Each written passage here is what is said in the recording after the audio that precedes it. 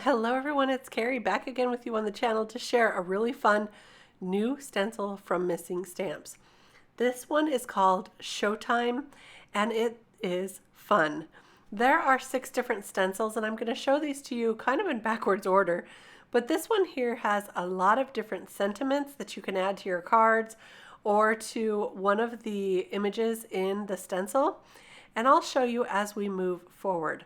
And then I'm looking at these and I'm noticing that they are backwards, but it's okay. I will build these up for you and then we will make a few cards so I can show you how they all work together.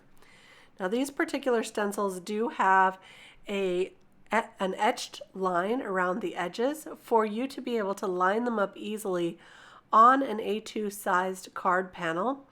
These stencils are numbered so that you will have the order in which they go. I don't know if you can see the 3 in the upper right hand corner here on this one. And you can see that there are going to be some options for you to choose for these stencils. So you're not going to use every single element on every single stencil. There are different ones and I'll show you that in just a minute. So this will create a wormy kind of monster looking character, but here's the 3 different elements that you can use per card, and I am going to make 3 cards to show you what each of those look like. So let's go ahead and get started.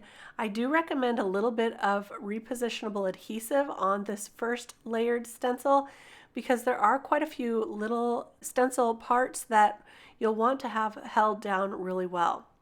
And I found that on some of the smaller pieces, it's really great to use an ink pouncer, kind of like this one. And so I'm going to use that on this first one. I found that on the larger pieces like these, a stencil brush worked really great, but on the smaller pieces, I really liked using this ink pouncer. So I'm going to use that up here on the top, and I actually tried it on this whole stencil, but I did find that it was quicker to do the larger pieces with a blending brush. So that's going to be my preferred method. And now I'm going to go ahead and carefully remove this, and you can see that monster coming to life there. I'll add the second one, lining up those etched lines along the ends or along the edge of each of the panels. So they are pretty easy to line up.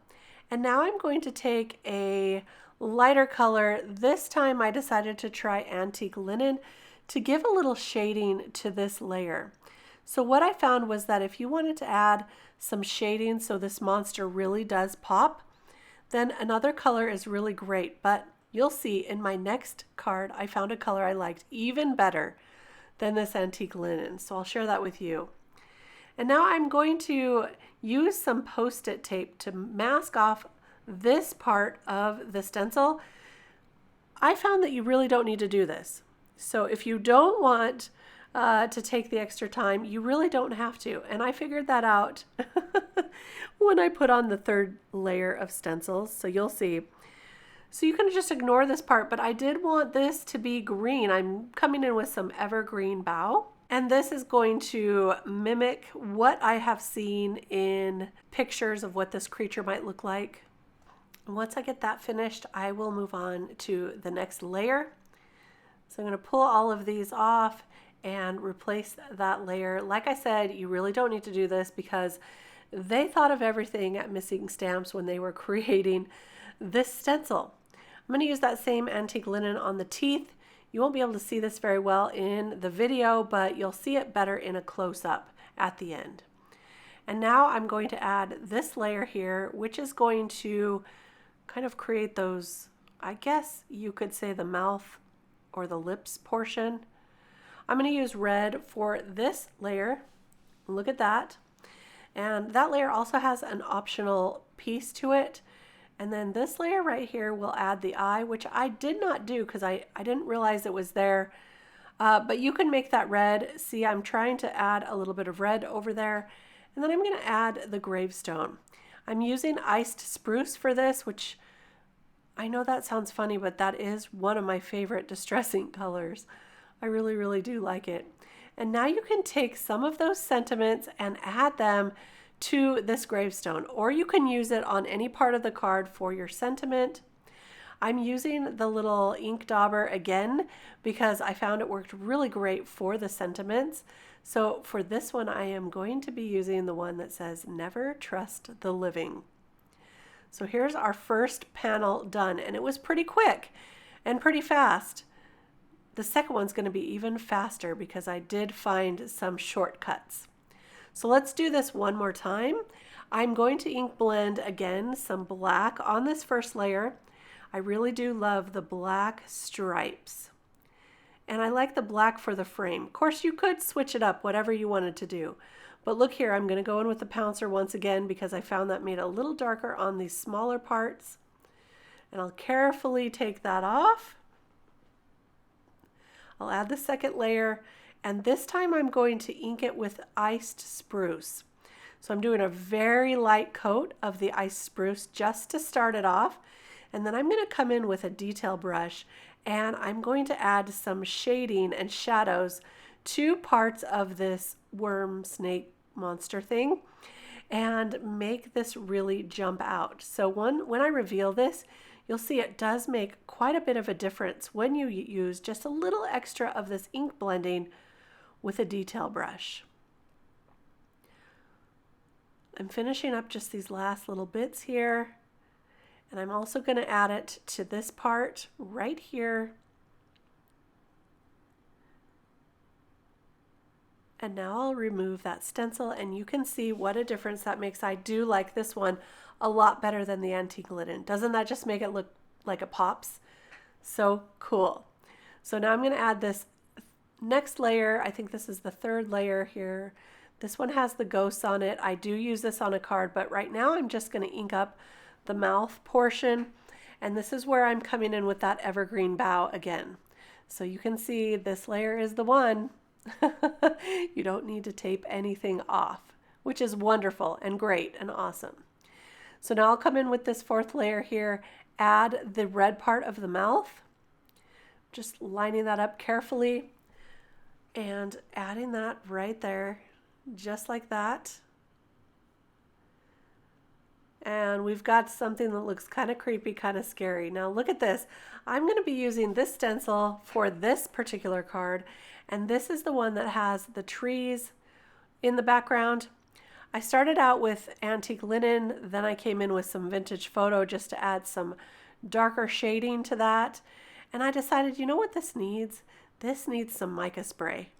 So I'm taking some paper and just folding that up over my grip mat so I don't accidentally get some of the spray on my mat there. And I'm going to shake this up really well and spritz a little bit on just like this.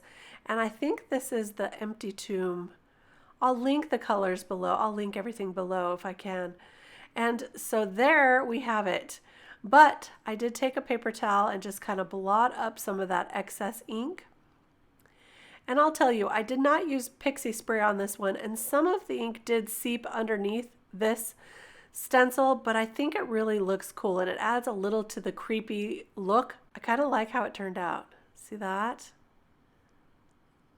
It's neat. It's fun. It's a fun look. So there's our first two. Now I'm going to ink up this last one off camera, and that's the one I did the ghosts on. Here's the one I did the tombstone and then the branch there. And now let's turn them all into cards. Now I had some black and white striped ribbon and I had to use it. And I cut the smallest tag out of this tag die set from Missing Stamps. And that's what I stenciled on the Hello Senora stencil. I used the green to stencil that on, the evergreen bough. And now I'll just go around the edges with some lime green. I used some black and white washi tape on the edge of that tag. And this is how I'm going to put all of them together. I found some striped glitter paper here and some lime green paper. Then I've got this black frame that I die cut out of the modern Typeset frame die. That will become the perfect black mat around this. I did cut down this panel a little bit. And now I'm going to cut out the center part of the green glitter paper because I really don't like to waste it. I don't like to waste my black either. That's why I use that frame die. And now we'll just layer these up. So just adding a little liquid adhesive to that black, and we're going to add that to the green glitter. And this is going to create a double matte look, which I think is a really nice look on cards. And then we're going to go ahead and add this panel, just adding the liquid adhesive around the edges to get onto those frames. And then we can add that entire thing to a top folding card base. I do add a little something to that skull on the top a little bit later, so I'll show you that. For the second card with the gravestone and the lime green paper, I'm adding some black rhinestones or gemstones. And I'm just using a little gem picker and adding those, and then we'll add this to the lime green. I really do like lime green in my Halloween makes this year. It's been kind of a favorite color for me this year for some reason. And then we'll add that to the striped glitter paper, which I think really complements that striped character on the front. And that will be the second card. We'll add that to a card base as well. I'm just using my adhesive eraser to get rid of some of that stickiness from the Pixie spray. Now I'm going to take the high swirl frame die and cut out some of those little flowers. This third and final card is going to be a little bit extra because I thought this just deserved a little bit more. So I'm taking those flowers, putting them on my foam mat, and then I'm going to take my flower tool here. This has a ball on the end of it, kind of like a stylus, and then you just kind of go around the center and it causes the edges of the flowers to curl up just a little bit. Creates kind of a 3D flower. Now most of you are probably familiar with this. I do this every once in a while when I want to add some homemade flowers.